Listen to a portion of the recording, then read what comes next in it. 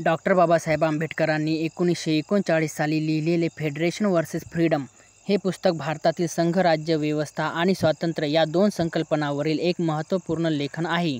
या ग्रंथात बाबासाहेबांनी ब्रिटिश काळातील भारतीय राज्यघटनात्मक रचनेचा सखोल अभ्यास केला आणि भारताच्या राजकीय भवितव्याबद्दल आपले विचार मांडले.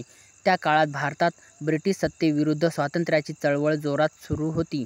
अनेक नेते तात्काळ स्वातंत्र्याची मागणी करत होते, तर काही नेत्यांना वाटत होते की ब्रिटिश सत्तेखाली संविधानिक सुधारणा करून देश चालवावा.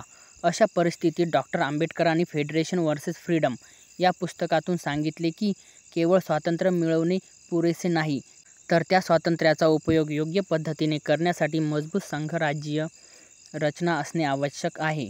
या पुस्तकात बाबासाहेबांनी स्पष्ट केले की भारत हा विविध जाती, धर्म, भाषा, प्रांत आणि संस्कृती असलेला देश आहे. अशा विविधतेच्या देशात एक सत्ता शासन चालवणे योग्य ठरणार नाही. म्हणून त्यांनी संघराज्य व्यवस्था म्हणजे फेडरल स्ट्रक्चर याला पाठिंबा दिला. या व्यवस्थेत केंद्र सरकार आणि राज्य सरकार या दोन्हींच्या अधिकारांचे विभाजन केले जाते, ज्यामुळे सत्ता एका ठिकाणी केंद्रित राहत नाही आणि प्रत्येक राज्याला स्वतःच्या गरजेनुसार निर्णय घेता येतात. बाबासाहेबांचे मत होते की खरे स्वातंत्र्य म्हणजे फक्त परकीय सत्तेपासून मुक्त होणे नव्हे, तर देशातील प्रत्येक घटकाला स्वतःचा विकासाचा अधिकार मिळणे हेही महत्त्वाचे आहे.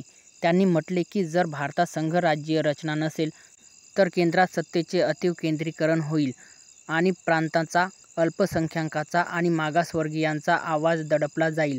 या पुस्तकात त्यांनी त्या काळातील ब्रिटिश सरकारने मांडलेल्या गव्हर्नमेंट ऑफ इंडिया ॲक्ट 1935 चा सखोल अभ्यास केला.